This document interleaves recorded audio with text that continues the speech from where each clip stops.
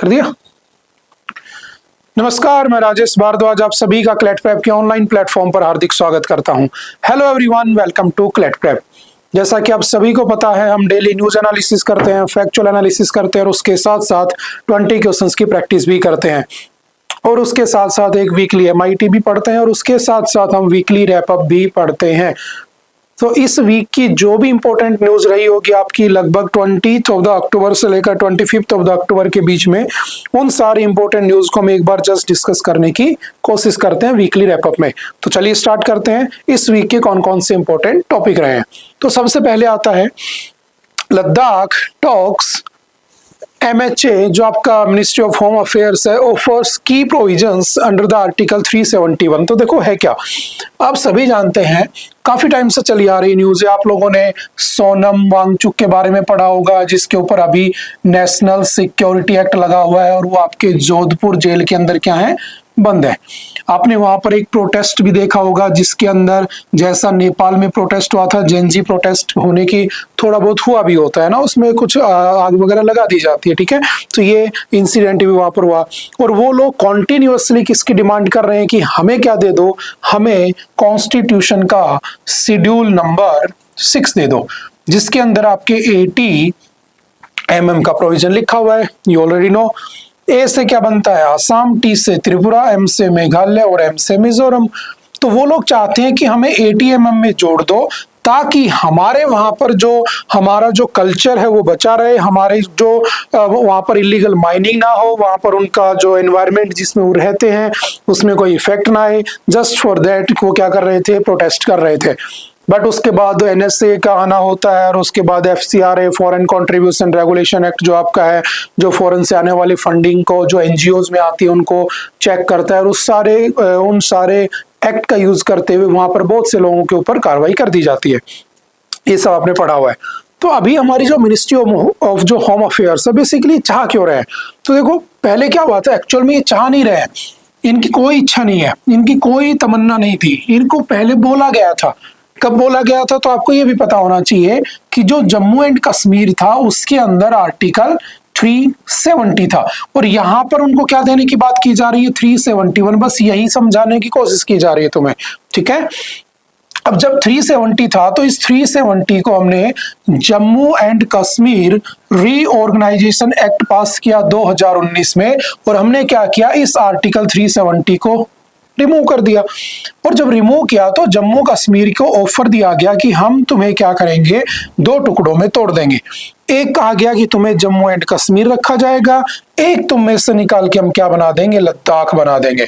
इसे कहा गया हम तुम्हें भी यूटी बनाएंगे, इससे कहा गया हम तुम्हें भी यूटी बनाएंगे। बट इसने कहा मुझे यूटी नहीं बनना है, मुझे क्या चाहिए, स्टेट का स्टेटस चाहिए, और वो भी कौन से स्टेट का, 80 mm, यानी कि जो शेड्यूल नंबर 6 में लिखा हुआ है। प्रॉमिस कर दिया दे देंगे, नहीं दिया, फिर इलेक्शन आ गए, नहीं दिया, तो ये बेचारे प्रोटेस्ट कर रहे हैं तब से, ठीक है। ये बोला जम्मू कश्मीर की, जम्मू कश्मीर को यूटी भी रखेंगे और इसमें स्टेट लेजिस्लेचर का कॉन्सेप्ट भी रखेंगे, जैसे दिल्ली और पुडुचेरी में। तो यहाँ पर CM भी है और यहाँ पर सेंटर की तरफ से अपॉइंटेड लेफ्टिनेंट गवर्नर भी होता है, बेसिकली जिसे हम LG कह देते हैं, जैसा दिल्ली में होता है, जैसा पुडुचेरी में होता है। तो ये जस्ट स्ट्रक्चर बना दी गई। अब वो लोग डिमांड कर रहे थे कि भाई हमें शेड्यूल 6 दे दो, लेकिन शेड्यूल 6 ना देकर उन्हें 85% रिजर्वेशन दिया गया गवर्नमेंट जॉब्स में। अगर वो 15 साल पुराना डोमिसाइल भी दिखाते हैं तो उनको 85% रिजर्वेशन मिल जाएगा, ऐसा प्रोविजन रखा गया। बट अभी वो ज्यादा प्रोटेस्ट हो गया, तो अब हमारी मिनिस्ट्री चाह रही है, मिनिस्ट्री ऑफ होम अफेयर्स, हमारे अमित शाह जी जो उसके हेड है, वो चाह रहे हैं कि भाई तुम एक काम करो, 371 में डाल देते हैं तुम्हें। अब एक और नई चीज आ गई मार्केट में, बहुत से बच्चे आप जानते होंगे, बहुत से बच्चों ने नहीं पढ़ा होगा कि 371 क्या बला है। तो एक था 370 जो टेम्परेरी था, उसको हटा दिया गया, ठीक है। हमने राजा हरि सिंह की कहानियां पढ़ी थी कि जब कॉन्स्टिट्यूशन लिखा जा रहा था उसी समय अचानक से वो आकर भारत में एड ऑन कर देते हैं और उसके बाद लिखते लिखते हमने 370 जोड़ दिया। 371 क्या है, 371 परमानेंट है। इसमें आज के दिन 11 या 12 स्टेट इसके अंदर इंक्लूडेड हैं अभी के अभी, ठीक है। होता क्या है देखो समझना, इनिशियली ये गुजरात और महाराष्ट्र के लिए आया था, फिर उसमें नागालैंड जुड़ा और उसके बाद बहुत सारे स्टेट इसमें ऐड ऑन करते चले गए। तो सिंपल सा डिफरेंस समझना, 370 समझ गए, हट गया वो जो स्पेशल प्रोविजन था। शेड्यूल नंबर 6 में इसमें क्या डिफरेंस है, तो शेड्यूल नंबर 6 में यह है कि जो वहां पर जो पावर रहेगी ना, बिल्कुल देसी समझना, बिल्कुल इजी भाषा में ना, ताकि समझ में आ जाए। जो पावर रहेगी ना वो एक्चुअल में किसके पास रहेगी, वो वहां की जो लोकल जो ऑटोनोमस बॉडीज होती हैं, जैसे लद्दाख एलडीसी काउंसिल आपने पढ़ा, ऐसे जो लोकल बॉडीज होंगी उनके पास पूरी पावर होगी। ठीक है, किसी पर्टिकुलर रीजन में जहां पर ट्राइबल लोग ज्यादा रहते होंगे, वहां पर माइनिंग करना, वहां पर कोई मैन्युफैक्चरिंग प्लांट लगाना, कोई प्रोडक्शन प्लांट लगाना, तो आपको उन लोकल बॉडीज की इजाजत परमिशन लेनी होगी। बट 371 में जो स्पेशल पावर होगी वो लोकल ऑटोनोमस बॉडीज के पास ना जाकर वो स्टेट सेंट्रिक होती हैं, यानी कि स्टेट को ही कुछ पावर दे दी गई है कुछ पर्टिकुलर रीजन में, कि वो वहां पर उस रीजन को प्रोटेक्ट कर सकता है, ना कि वहां की लोकल बॉडीज को पावर दी गई है। समझ गए? तो इतना सा डिफरेंस है। तो ये चाहते हैं कि हम लद्दाख को आर्टिकल 371 में ऐड ऑन कर देते हैं, ना कि हम उन्हें शेड्यूल नंबर 6 देंगे, क्योंकि शेड्यूल नंबर 6 देने से लोकल जो काउंसिल होंगी जिसमें ट्राइबल लोग होंगे, लोकल गवर्नमेंट समझते हो, जैसे गांव में ग्राम पंचायत होती है तो सबसे लोकल सेल्फ गवर्नमेंट होती है, समझ गए, इनके पास अथॉरिटी आ जाएगी। लेकिन अब किसके पास रहेगी, स्टेट सेंट्रिक रहेगी, स्टेट के पास ही पावर रहेगी कि किसी एक पर्टिकुलर रीजन में वो क्या करना चाहता है क्या नहीं करना चाहता। समझ गए? जैसे कि आपके इसमें कुछ स्टेट हम पढ़ेंगे तो आपको और समझ में आने लगेगा। ठीक है, तो क्या है article 371 under the part 21 of the Indian constitution grant some temporary transitional and special powers for the certain states. It has been part of the Constitution since 26th of the January 1950, जब से लगा है हमारा Constitution. However, Articles 371 A to Z तक है, ध्यान रखना, was brought in via amendments through Article 368. अब Article 368 क्या कहता है, इसमें आपके amendments लिखे हैं। ठीक है, तीन तरह से होते हैं, सिंपल मेजोरिटी से, एक होता है स्पेशल मेजोरिटी यानी 2/3 मेजोरिटी, एक होता है special majority plus half states की परमिशन। ठीक है, तो 368 में लास्ट के दो काउंट होते हैं, तो बार बार उसमें अमेंड करके इन स्टेट को जोड़ा गया है। There are 12 other states that enjoy special powers under article 371 of the constitution. These includes Maharashtra, Gujarat, Nagaland, Assam, Manipur, Andhra Pradesh, Telangana, Sikkim, Mizoram, Arunachal Pradesh, Goa, and Karnataka. The center has also suggested that it is considering the extension of Article 371 like protection to Ladakh. किसको protect करना चाहते हैं वो, लद्दाख को। समझ गए? उसका alternative ढूंढा है उन्होंने, ध्यान रखना। Special provisions under this article range from protection to the ownership of land to establishment of the development boards. ठीक है, वही जो अभी हमने जस्ट डिस्कस किया हुआ है। The fifth schedule of the Indian Constitution pertains to the administration and governance of the scheduled areas and scheduled tribes in state across India, पूरे भारत में है। एक्सक्लूडिंग किसके, उसको एक्सक्लूड करके आसाम, मेघालय, त्रिपुरा, मिजोरम, ये आपके किस में आ जाते हैं, शेड्यूल नंबर 6 में आ जाते हैं। It outlines special provisions aimed at protecting the interest and promoting the development of the tribal communities residing in these designated areas. This schedule,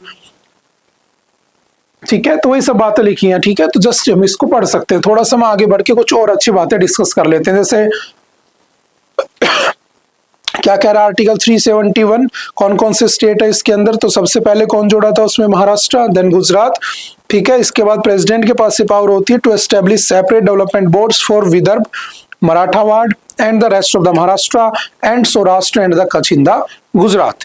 ensures equitable allocation of the funds, education, employment opportunities among the region। ठीक है, तो किसके पास ये power होती है, president के पास। तो originally 371 में दो थे, Maharashtra and Gujarat. Political interest, economic, land rights, culture, custom, उनको बचाने के लिए ये दिए जाते हैं।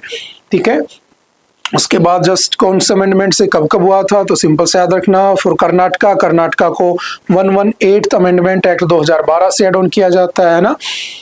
उसके आगे बढ़ते हैं, थोड़ा सा और आगे बढ़ते हैं और आगे बढ़ते हैं। उसके बाद कौन सा आता है, special provisions exist in Manipur. ठीक है, उसके बाद आता है 371, ठीक है, अरुणाचल प्रदेश। उसके बाद आता है आपका कौन सा, मणिपुर, नागालैंड। ठीक है, तो ऐसे करके सारे जोड़ दिए जाते हैं। चलो एक साथ हम इनको लिख लेते हैं, एक साथ ही यहाँ पर लिखे हुए, जस्ट आप यहाँ से याद कर सकते हो। सबसे पहले कौन सा था, मैं यहाँ पे लिख देता हूँ, तो आप जस्ट इसको स्क्रीनशॉट ले लेना, एक बार याद कर लेना।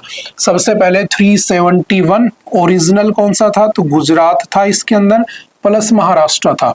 फिर 371 के ए में नागालैंड को जोड़ा गया, फिर उसके बाद B C D E F G H I J ये सारे इसमें जोड़ दिए गए।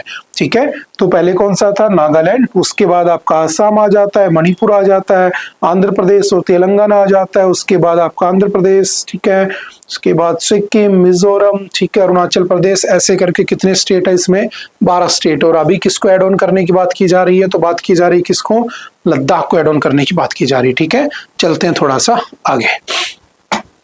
India's travels in negotiating a friendless world. देखो बहुत अच्छा आर्टिकल लिखा गया है, ठीक है, जो कि आपके फॉर्मर डायरेक्टर हैं इंटेलिजेंस ब्यूरो के।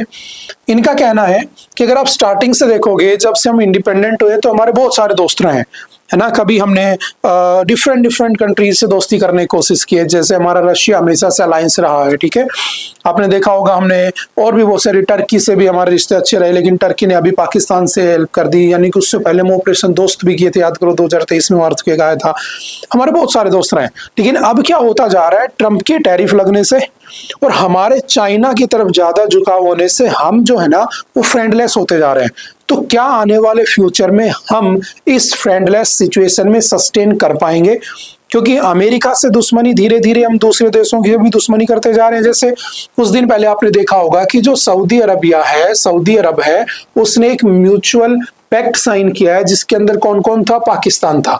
और दोनों मिलकर कह रहे हैं कि भाई हम क्या बनाएंगे, अरब नेटो बना लेते हैं, यानी कि इस्लामिक नेटो बना लेते हैं। क्योंकि कुछ दिन पहले किसने अटैक कर दिया था कतर के ऊपर? इजराइल ने, और इजराइल पैलेस्टाइन पे करता था, ठीक है। अब वो दूसरे अलायंस के ऊपर भी, दूसरे मुस्लिम कंट्रीज पर भी कर रहा है, और मुसलमानों के टोटल मुस्लिमों के 57 कंट्रीज है उसके अंदर, जिसमें एकमात्र ओनली एक ऐसी कंट्री है जिसके पास न्यूक्लियर बॉम्ब है, वो कौन है? पाकिस्तान है। तो पाकिस्तान ने कहा सऊदी अरब से जाकर के काम करते हैं, बॉन्डिंग कर लेते हैं, एक पैक्ट कर लेते हैं, अटैक ऑन अस या attack on one of us will be considered attack on both, यानी कि कोई हम पे अटैक करेगा किसी एक पे तो हम दोनों पे अटैक मान लेंगे। और सऊदी अरब ने उसका स्वागत किया, शहबाज शरीफ को बुलाया, उसके लिए रेड कारपेट बिछाया, उसको अपने महल में ले गया, उसको खुद रिसीव करने आया वहां का जो प्रिंस सलमान है। और उसके बाद ये बातें चलने लगी, क्या इंडिया ने सऊदी अरब को भी खो दिया है? अब जब सऊदी अरब खो गया है तो क्या इंडिया और सऊदी अरब के रिश्ते खराब हो गए? लगभग 2.5 टू 2.7 मिलियन लोग जो है वहां पर जॉब करते हैं, भारत के माइग्रेंट है वहां पे, तो उनका क्या होगा?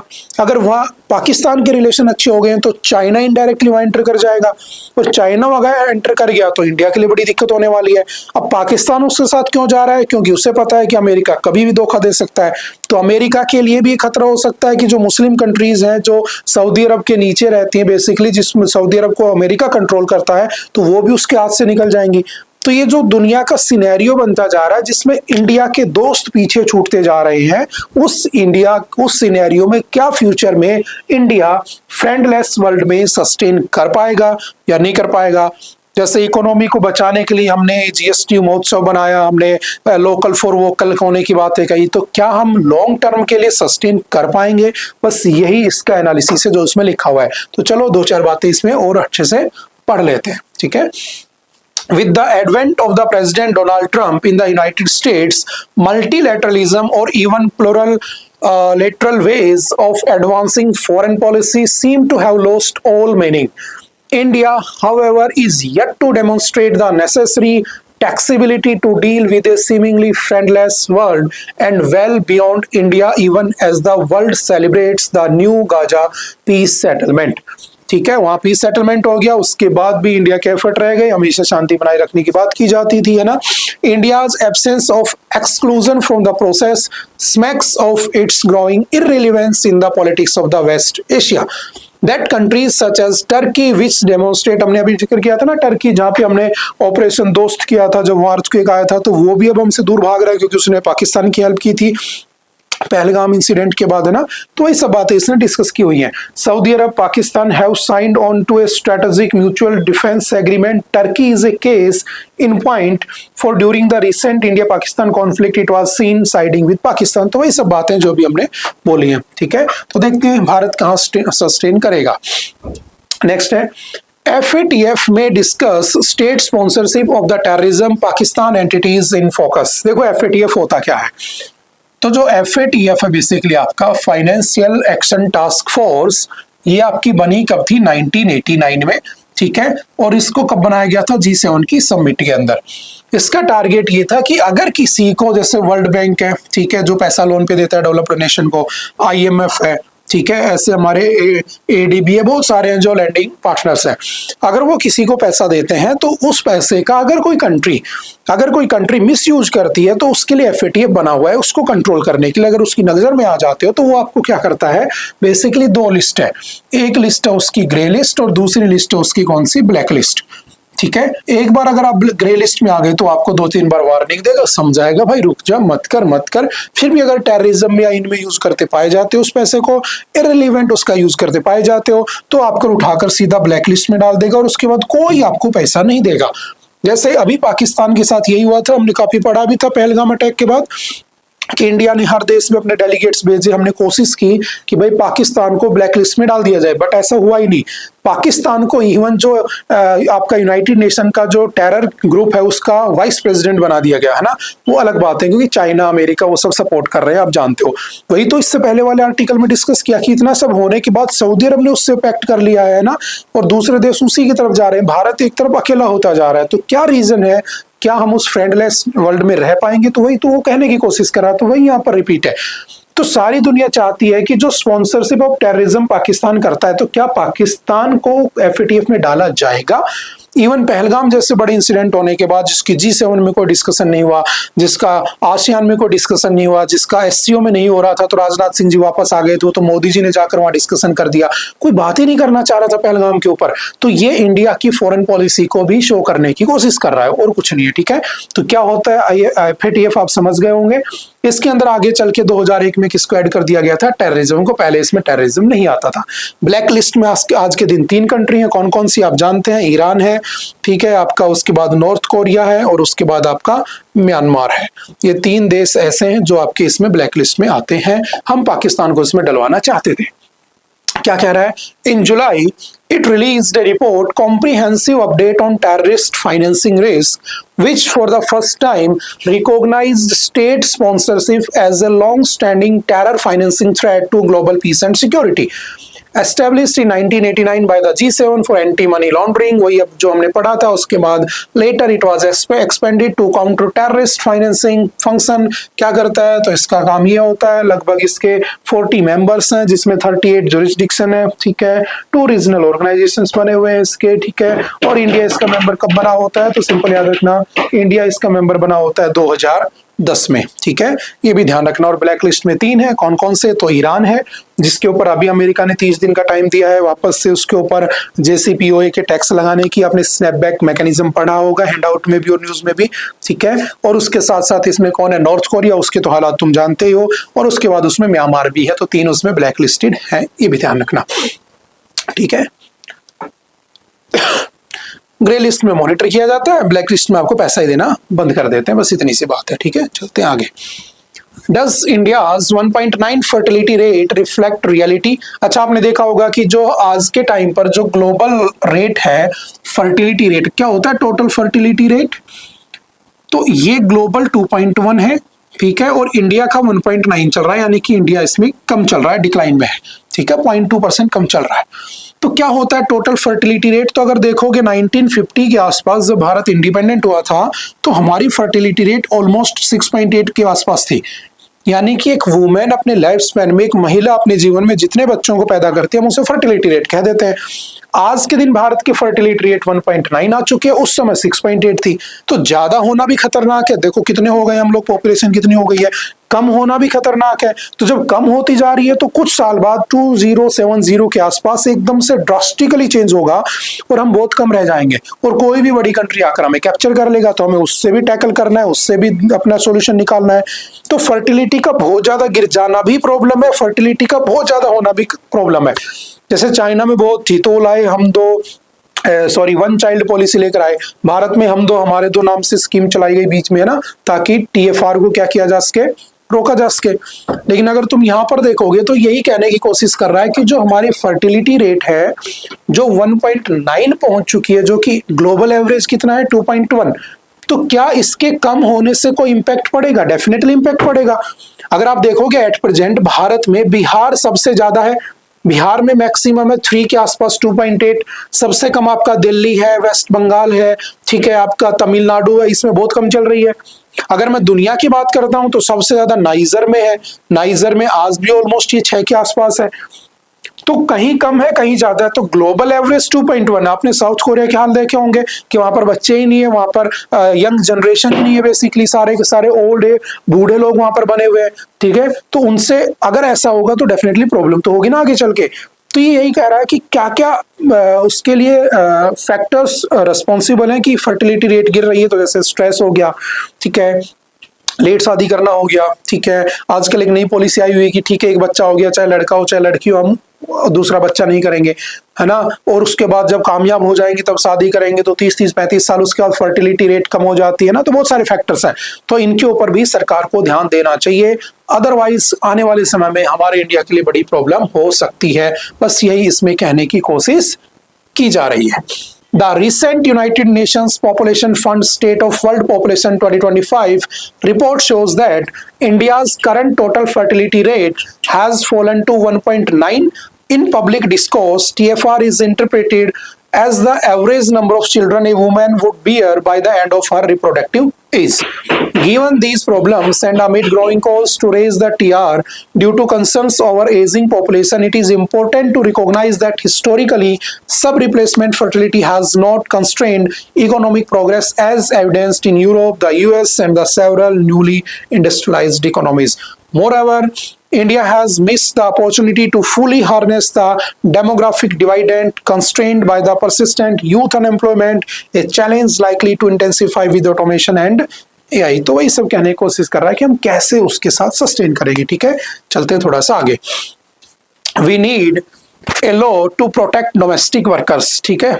In January, Supreme Court directed the Union government to enact a comprehensive law to stipulate the rights of the domestic workers and set up a committee to look into setting up a framework for it। यानी कि supreme court ने कहा था कि हमें क्या करना चाहिए, हमें जो हमारे वर्कर्स हैं, डोमेस्टिक वर्कर्स हैं, उनको बचाने के लिए, उनके राइट्स के लिए काम करना चाहिए। बट ऐसा नहीं होता है। आपने बहुत सारे सोशल मीडिया में वीडियोस देखे होंगी, जो डोमेस्टिक वर्कर्स होते हैं, जो बिहार से महाराष्ट्र चले गए, महाराष्ट्र से तमिलनाडु चले गए, तमिलनाडु से यूपी बिहार आ गए, ये जो घूमते रहते हैं ना, ये जो डोमेस्टिक वर्कर्स होते हैं, इनकी कोई इज्जत नहीं होती। आपने देखा होगा, इनको सैलरी तक नहीं दी जाती है, इनके पैसे खा लिए जाते हैं। तो इनके लिए कुछ ना कुछ अच्छे रूल्स होने चाहिए, बिकॉज ये वर्कर्स ही क्या है हमारे लिए, हमारे देश का क्या करते हैं, डेवलपमेंट करते हैं, हमारे देश को बनाते हैं। समझ में आ रही है। जरूरी थोड़ी ना कि आप लोग बहुत बड़े लॉयर बन गए तो ही आप देश को आगे बढ़ा रहे हो। वो गरीब मजदूर भी तो है जो इतनी बड़ी बिल्डिंग बना रहा है, जिसमें बैठ के तुम ऑफिस में काम कर रहे हो, वो भी तो डेवलपमेंट में काम कर रहा है। तो हमें उसके फ्यूचर को लेकर काम करना चाहिए। तो गवर्नमेंट की बहुत सारी स्कीम आती हैं, जिसके अंदर उनके लिए पेंशन स्कीम होती है कि अगर आप उसमें महीने का 20 रुपए ऐसे शुरू करते हो 18 साल की उम्र में, तो अगर 40 साल तक उसमें पैसा इन्वेस्ट करते हो, तो आफ्टर 60 ईयर आप लोगों को क्या मिलेगा, 3,000, 4,000, मैक्सिमम 5,000 रुपए की आपको पेंशन देगी सरकार। तो बहुत सारी स्कीम्स उनके लिए लाई जाती हैं। तो और जो लॉज हैं उनको और ज्यादा स्मूथ और इजी बनाने की हमें जरूरत है, ऐसा सुप्रीम कोर्ट ने कहा था। बट उसके बाद भी ऐसा कुछ नहीं हुआ। तो क्या कह रहा है समझना, India is estimated to have 4 million to 9 million domestic workers. A majority of them are women and girls, and most of them are from scheduled caste and ST communities, rendering them particularly vulnerable to structural power differences. The court's recent directive was issued as a part of criminal proceedings involving the confinement and trafficking of a female domestic worker from a ST community from Chhattisgarh to Delhi। और ये सब तो आपको देखने को मिलता है कि जो लड़कियां होती है उनको खरीद लिया जाता है ना, वर्कर्स को खरीद लेते हैं बंधुआ मजदूर के तौर पर, और उनके बाद रेप वगैरह किए जाते हैं, इनको बेच दिया जाता है, ह्यूमन ट्रैफिकिंग होती है। Even though human trafficking article 23 of the Indian constitution ban है ना, फंडामेंटल राइट में भी आता है। बट उसके बाद भी ये सारी चीजें होती है। तो उसको कैसे कंट्रोल किया जाए, तो नए रूल्स होने चाहिए। In recognition of their contributions to the global economy, the International Labour Organization, कब बना था इंटरनेशनल लेबर ऑर्गेनाइजेशन, तो याद रखना 1919 आफ्टर फर्स्ट वर्ल्ड वॉर। और 1 मई जो होता है वो क्या होता है, मजदूर दिवस, ठीक है, इंटरनेशनल लेबर डे होता है, ध्यान रखना। इसने कन्वेंशन पास किया था नंबर 189, याद रखना, एग्जाम के पॉइंट ऑफ व्यू से, वन लाइनर के पॉइंट ऑफ व्यू से, in 2011 to ensure the rights and the protection of the domestic worker. लेकिन भारत में इन सभी का कोई यूज नहीं, क्योंकि भारत फॉलो नहीं करता है ना। While India voted in favor of the convention, yet it is yet to ratify, है ना, अभी तक इसे रेटिफाई नहीं किया है ना, तो कहाँ से उनके वर्कर के राइट की बात की जाएगी, है ना। As noted by the court, there have been multiple attempts to pass legislation at the national level from 1950s. The National Platform for Domestic Workers (NPDW) was formed in 2012. ये भी याद रखना, specifically to demand a comprehensive central legislation for the domestic workers. Rather than intermittent relief in the event of a crisis, structural solutions are imperative to protect the women in this critical workforce. लेकिन ऐसा कुछ होता नहीं है। कौन कौन से कानून है देखो, मिनिमम वेज एक्ट 1948 में आया था, जिसमें कहा गया था कि तुम्हें मिनिमम वेज देना होगा, जैसे केरला, तमिलनाडु, दिल्ली, कर्नाटक, यहाँ पर ये लागू है, ठीक है। Unorganised workers social security act 2008 में आया था, domestic workers are recognised as unorganised workers. राष्ट्रीय स्वास्थ्य बीमा योजना लाई गई थी उनके लिए, उनको हेल्थ इंश्योरेंस दिया गया था, ठीक है। अटल पेंशन योजना जिसकी मैं बात कर रहा था अभी, है ना, जिसमें उनको पेंशन मिल सकती है 60 ईयर की एज के बाद, ठीक है। प्रधानमंत्री श्रम योगी मानधन योजना, ये भी वही है, ठीक है, अनऑर्गेनाइज्ड वर्कर्स में आप ले सकते हो। पीएम जीवन ज्योति बीमा योजना, पीएम सुरक्षा बीमा योजना, ये इंश्योरेंस कवरेज आपके जीवन ज्योति में ऑलमोस्ट 20 रुपए पर ईयर कटते हैं, और उसमें 336 या कुछ रुपए पर ईयर है, सॉरी 20 रुपए पर ईयर और 336 के आसपास पर ईयर करते हैं। और आपकी अगर एक्सीडेंटल डेथ हो जाती है, कुछ डिसेबिलिटी हो जाती है, तो सरकार आपको पे करती है। तो ये सब उनके लिए लाई गई कुछ पॉलिसीज हैं जो आपको पता होनी चाहिए। Sexual harassment of women at work place, ये आपको पढ़ा हुआ है, 2013 में विशाखा गाइडलाइंस के बाद आया था, ठीक है। पोस्ट एक्ट, है ना, लोकल कंप्लेंट कमेटीज होनी चाहिए जहां पर 20+ वर्कर्स काम करते हैं, लेकिन मोस्टली ऑर्गेनाइजेशंस में होते ही नहीं है ना, तो वो भी एक अपने आप में ड्रॉबैक है इसका। Child labour prohibition and regulation amendment act 2016, जिसमें आप 14 ईयर से कम उम्र के किसी बच्चे से आप काम नहीं करवा सकते हो, ठीक है। बॉन्डेड लेबर सिस्टम जो कि 1976 में था, वो बना हुआ है कि आप किसी भी तरह के डोमेस्टिक वर्कर को फोर्स लेबर, डेप्ट बॉन्डेज और ट्रैफिकिंग में नहीं काम करवाओगे। बट इवन दो भारत में ऐसा होता है, क्यों? क्योंकि lack of knowledge, lack of enactment of the laws, enforcement of the laws, so भी है। Next, free world, India should be more welcoming of foreign scholars and experts. देखो बहुत अच्छी न्यूज है, अभी कोई फॉरेन स्कॉलर आया था और वो भारत में ना रिसर्च करना चाह रहा था, पढ़ना चाह रहा था, हमने उसे बाहर वापस भेज दिया। हमने कहा कि हमारी कॉन्स्टिट्यूशन के लिए अच्छा नहीं है, हमारे देश की सिक्योरिटी के लिए, सोवरेनिटी के लिए अच्छा नहीं है। अब सोचो दुनिया भर के देशों में भारत के साथ ऐसा होने लगे तो क्या करोगे? अमेरिका वाले सबको भारत से वापस भेज दें, वो कहते हैं कोई H1B वीजा नहीं है, कुछ नहीं है, वापस चले जाओ, और हम यही समेट के रह जाएं, तो कैसे ज्ञान वहां पहुंचेगा, कैसे वहां का ज्ञान यहाँ आएगा? तो हमें क्या करना चाहिए? इतना भी सेंसिटिव नहीं होना है कि कोई हमारे यहाँ स्कॉलर बनकर आए और हम उसे बाहर भेज दें। अरे याद करो हमारा एंशिएंट जमाना, जब बड़े बड़े स्कॉलर्स यहाँ पर आते थे, फायान आते थे, है ना, आपने पढ़ा होगा हर्षवर्धन के टाइम पर, आपने मेगास्थनीज का नाम सुना होगा जो चंद्रगुप्त मौर्य के टाइम पर आया था, जिसने एक बुक लिखी थी इंडिका, जिसमें इंडिया का जिक्र किया हुआ है। तो ऐसे बहुत से स्कॉलर्स आए। तो हमें इतना भी आज के टाइम पर पॉलिटिकली सेंसिटिव नहीं होना है कि हम उनको भारत से बाहर भेजें। बस यही इसमें कोशिश करने की कोशिश की जा रही है। Freedom of speech and expression सबके पास होना चाहिए ना, उनकी भी आजादी, आखिर रह सकते हैं, कोई यहाँ पर कोई एंटी नेशनलिस्ट काम तो कर नहीं रहे हैं, बस उसी को प्री आर्टिकल बना हुआ है। तो देखो क्या कहता है, थीम मैंने समझा दिया। The free movement of the people and ideas is integral to a globalized world, but India continues to send out conflicting signals on this count. On the one hand, it wants to welcome technology, है ना, वही जो अभी हमने बोला, capital, know-how from all corners of the world. But on the other hand, it is also trying to insulate itself, feeling insecure about an illegal global conspiracy against it. The deportation of the Francisca Orsini, a scholar of Hindi and South Asian literature and professor emerita at the School of Oriental and African Studies, University of London, and from Delhi airport on October 20 has to be seen in this context। यानी कि लड़की आई थी, उसको भगा दिया गया वापस, क्यों? कहा गया एंटी नेशनलिस्ट, कुछ हो सकता है, सिक्योरिटी कंसर्न है, जो भी। तो एक तरफ हम चाहते हैं हमारा ज्ञान वहां जाए, वहां का ज्ञान यहाँ आए, लेकिन दूसरी तरफ हम ऐसा करें, तो हमें ऐसा नहीं करना चाहिए। बस यही कह रहा है। She held a valid 5-year e-tourist visa but was blacklisted in the March 2025 for violation of the visa conditions. In Miss Orsini's case, there is nothing beyond the claim that she violated visa conditions. To begin with, visa conditions should be more welcoming of scholars, scientists, and the experts. It is also relevant in this context that there are several global leaders in many fields who are of Indian origin but are citizens of the another country. A country that feels threatened by the authors, scientists and thinkers will have little chance of realizing its full potential. ये तो आप जानते हो ना, सोनम वांगचुक की ही बात कहने की कोशिश कर रहा है। चलते हैं आगे। Government propose mandatory labelling of AI generated content on social media. आपने देखा होगा आजकल सोशल मीडिया पे बहुत सारा कंटेंट एआई जनरेटेड है। एक शेर आ जाता है, एक दादी उसको लकड़ी से मार रही होती है, उसके बाद शेर भाग जाता है, गांव के लोगों को लग रहा है रियल में ऐसा हो रहा है ना, क्योंकि उनको पता नहीं है एआई क्या चीज आ चुकी है। बहुत से लोगों को पता ही नहीं है। तो एआई जो है ना, उसके कंटेंट पे लिखना होगा तुम्हें कि भाई this content is generated by artificial intelligence, ताकि लोग बेवकूफ होने से बचें। आपके पास वीडियो कॉल आता है कि मैं पुलिस वाला बोल रहा हूँ, आपने कोई कंसाइनमेंट भेजा था, उसमें ड्रग्स पाए गए, आपको पैसे देने होंगे, जिसे हम आजकल साइबर या फिर कहते हैं इसको हम साइबर अरेस्ट का नाम दे देते हैं ना, जिसमें फ्रॉड कर दिया जाता है, डिजिटल अरेस्ट कह देते हैं। तो ये सब भी तो गलत है ना, तो एआई की वजह से हो रहा है।